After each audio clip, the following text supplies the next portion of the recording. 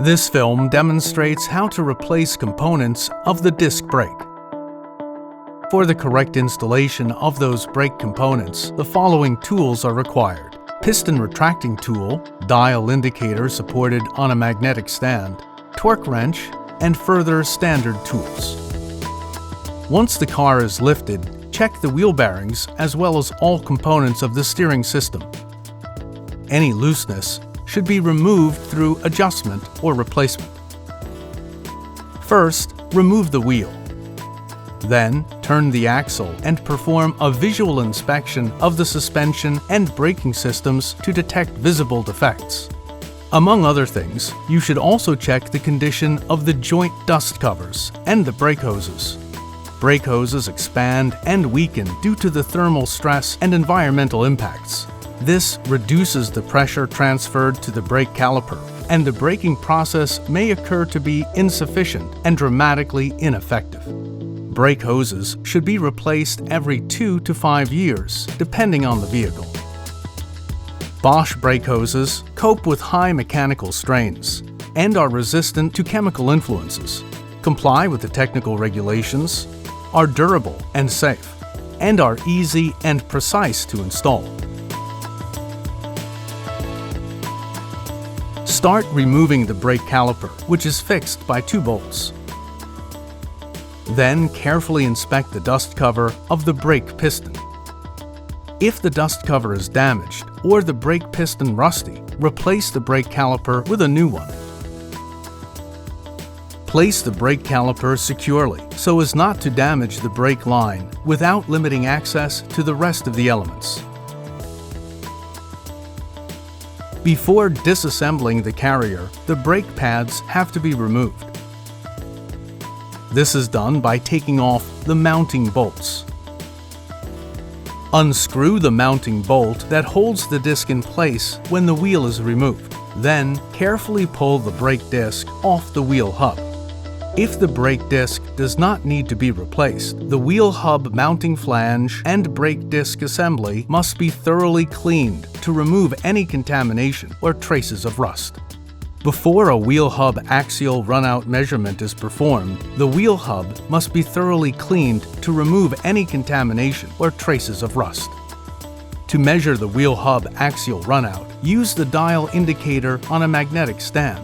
The magnetic stand should be fixed firmly. Place the dial indicator on the edge of the hub.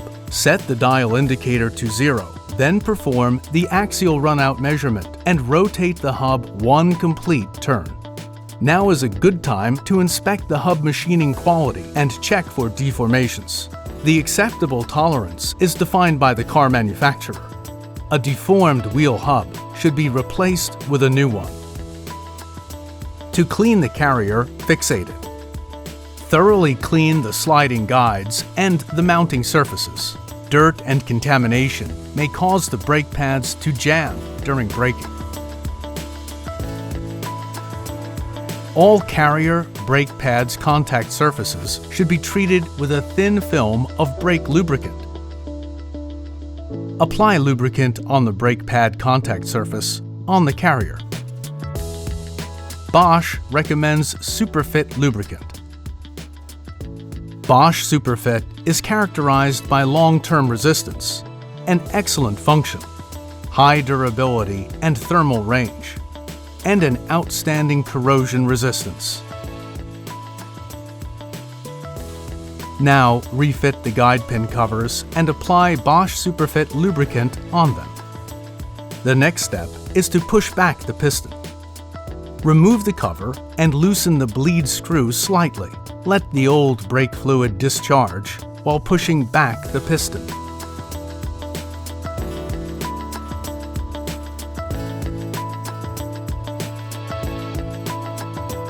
Use a piston retracting tool to retract the piston completely.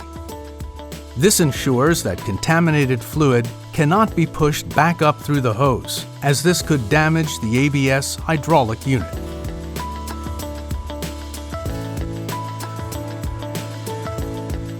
Now, the new brake disc will be mounted. Bosch brake discs are durable, even in extreme situations, ensure braking without noises or vibrations, as well as improved and long-term driving comfort, and are corrosion protected. Install the brake disc on a clean, fat and oil-free surface of the hub. Now screw in the mounting bolt, securing the brake disc. To measure the brake disc axial runout, press the brake disc firmly to the hub. Distance plates can be used to compensate the thickness of the wheel rim. The wheel bolts have to be tightened evenly using a torque wrench. Place the dial indicator 0.4 inches from the edge of the brake disc. Set the dial indicator to 0. Mark the initial point from which you start the measurement. For ventilated brake discs, measurements should be performed on both sides. The results of the brake disc axial runout measured on both sides must not exceed the acceptable limit specified in the AZtronic. Then, the carrier can be reinstalled on the wheel hub. Information about the tightening torque required can be found in the AZtronic. Now, the new brake pads will be installed.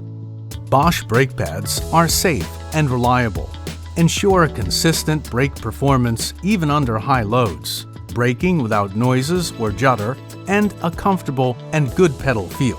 Ensure that the packaging is protected by a seal. Each genuine packaging should have an untempered security seal with the Bosch logo on it. A wide range of Bosch brake pads feature anti-squeal shims. These provide superior noise reduction. First, put Bosch Superfit on the sliders and the back plates of the pads. Then, load the caliper with the pads.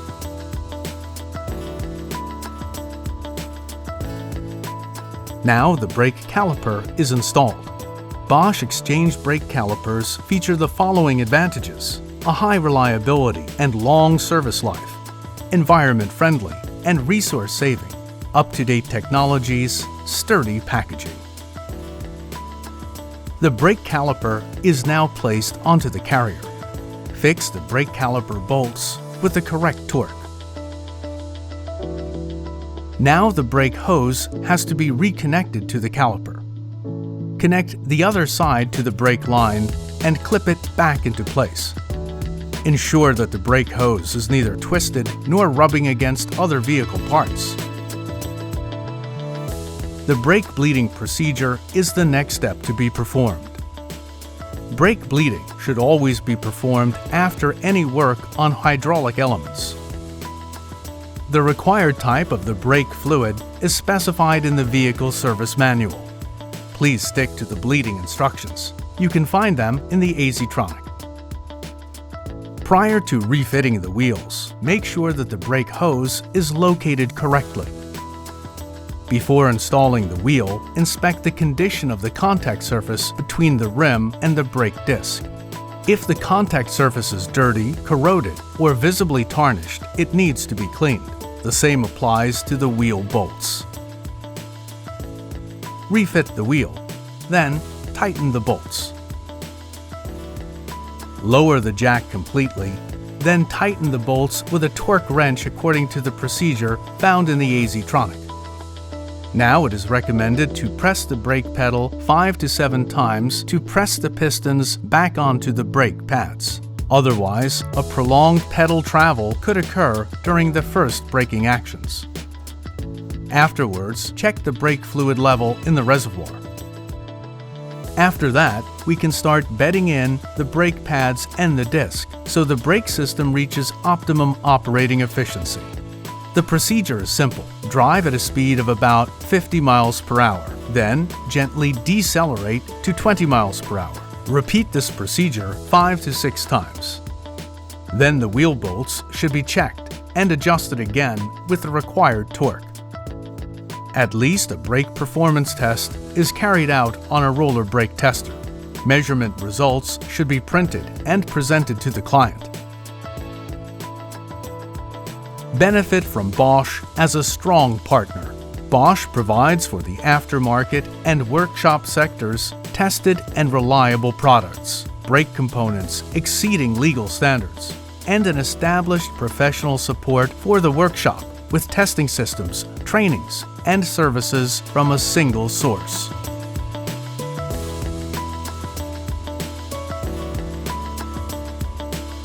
Full support for your brake business.